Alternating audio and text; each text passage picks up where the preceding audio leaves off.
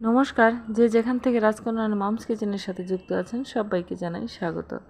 আমি আজকে বানাবো রুই মাছের ডিম দিয়ে একটা রেসিপি। এটা যদি একবার খান তবে আপনার মুখে কিন্তু লেগে থাকবে। আর ডিমের যে একটা আষ্টে গন্ধ আছে সেটাও এভাবে রান্না করলে থাকবে না। তবে ভিডিওটি দেখতে থাকুন। এখানে আমি মাছের ডিমটা লবণ দিয়ে আগেই ধুয়ে ভালো করে পরিষ্কার করে রেখেছি। এবার এতে দিয়ে দিলাম সামান্য একটু হলুদ গুঁড়ো আর স্বাদ মতো লবণ। এটাকে এখন ভালো করে মেখে নিতে হবে। ডিমটাকে একটু ভেঙে নিতে হবে। চামচ দিয়ে না পারলে হাত দিয়েই ভেঙে নিতে পারেন। এবার এই কড়াইয়ে আমি দিয়ে দেব সামান্য একটু তেল। ভুল বলার জন্য সরি, এতে কিন্তু বেশ খানিকটাই তেল লাগবে। মাছের ডিম রান্না করতে কিন্তু বেশি তেল প্রয়োজন হয়।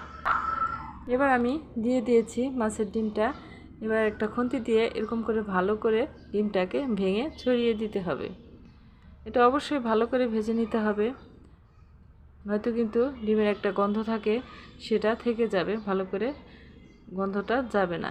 এতে দিয়ে দিলাম আমি সামান্য একটু লাল মরিচের গুঁড়া। এতে করে ডিমের ভেতরে একটু ঝাল ঝাল ভাব হবে, খেতেও ভালো লাগবে।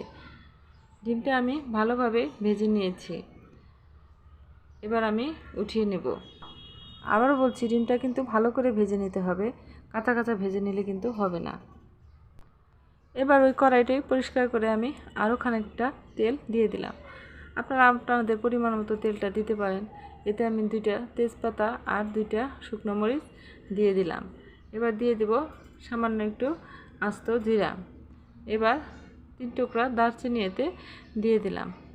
এই ফোড়নগুলো থেকে যখন একটু গন্ধ ছড়িয়ে যাবে তখন এতে আমি দিয়ে দেব 1 মুঠো পেঁয়াজ। 1 মুঠোর একটু বেশি ব্যবহার করেছি, পেঁয়াজটা একটু বেশিই লাগবে। পেঁয়াজটা ভেজে সামান্য একটু বাদামি করে নেব, একদম লাল করে ভাজতে হবে না, এরকম করে ভাজলেই হয়ে যাবে। এবার এতে দিয়ে দিলাম 1 চামচ জিরার গুঁড়া আর 1/2 চামচ ধনের গুঁড়া, আর দিয়ে দিব 1/2 চামচ হলুদের গুঁড়া, 1 চামচ মরিচের গুঁড়া। ঝালটা নিজেদের ইচ্ছে অনুযায়ী দিলেই ভালো হয়, যতটুকু খেতে চান ততটুকু দিলেই হবে। এবার দিয়ে দিব 1/2 চামচের একটু বেশি লবণ। ডিম ভাজাতেও কিন্তু আমি লবণ ব্যবহার করেছি, তাই লবণটা একটু বুঝে ব্যবহার করতে হবে। এবার এতে সামান্য জল দিয়ে দিব। জল দিয়ে মশলাটাকে নেড়েচেড়ে মিশিয়ে দেব। এবার এতে দিয়ে দিলাম 1 চামচ, উঁচু করে 1 চামচ আদা রসুন বাটা দিয়ে এবারও ভালো করে মিশিয়ে দেব। দিয়ে সামান্য একটু কষিয়ে নেব। কষিয়ে নিয়ে এতে আমি দিয়ে দেব ছোট করে আলু কেটে রাখা। আলুটা আমি আগেই ভেজে রেখেছি, সামান্য একটু ভেজে রেখেছি। এই আলুটা এতে দিয়ে দেব। এ পর্যায়ে চুলার আঁচটা লো টু মিডিয়ামে রাখতে হবে।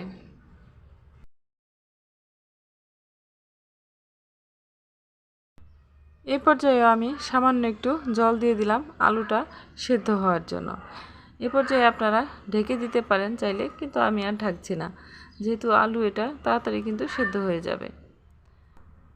5-6 মিনিট নেড়ে চেড়ে আলু আর মশলাটাকে ভালোভাবে কষিয়ে নিতে হবে।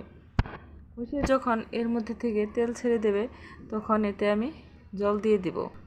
এতে আমি 1.5 গ্লাসের মতো জল ব্যবহার করেছি।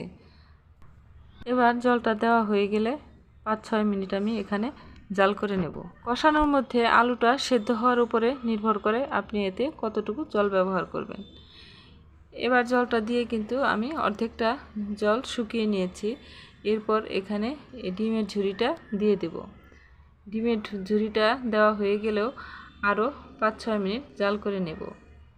আমি 3টা কাঁচামরিচ দিয়ে দিয়েছি, এটা শুধু ফ্লেভারের জন্য, ঝালের জন্য নয়। ঝালের জন্য যতটুকু শুকনো মরিচের গুঁড়া লাগে আমি আগেই দিয়ে দিয়েছি। এবার এতে আমি 2 চামচের মতো সরিষার তেল ছড়িয়ে দিয়েছি।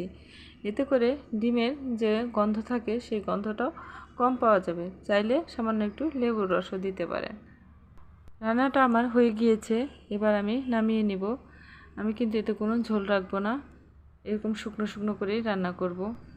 আমার আজকের রেসিপি যদি আপনাদের ভালো লেগে থাকে তাহলে চ্যানেলটা অবশ্যই সাবস্ক্রাইব করে নেবেন। আর যারা সাবস্ক্রাইব করেছেন তাদেরকে অসংখ্য ধন্যবাদ। আর ভালো লাগলে একটা লাইক, কমেন্ট, শেয়ার অবশ্যই করবেন। আর রেসিপি সম্বন্ধে কোনো প্রশ্ন থাকলে অবশ্যই আমাকে জানাতে পারেন। খেতে কিন্তু সত্যিই অসাধারণ হয়েছে।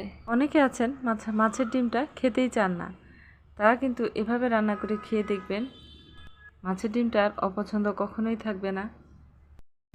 একবার রান্না করে খাওয়ার অনুরোধ রইল আপনাদের। এতে আমি কোনো কঠিন কিছু ব্যবহার করিনি, যা ব্যবহার করছি সবই আমাদের হাতের কাছেই থাকে। আজকের মতো এখানেই বিদায় নিচ্ছি। সবাই ভালো থাকবেন, শুভ হোক আপনাদের প্রত্যেকটি পদক্ষেপ। আমার মেয়েদের জন্য সবাই দোয়া করবেন, আশীর্বাদ করবেন।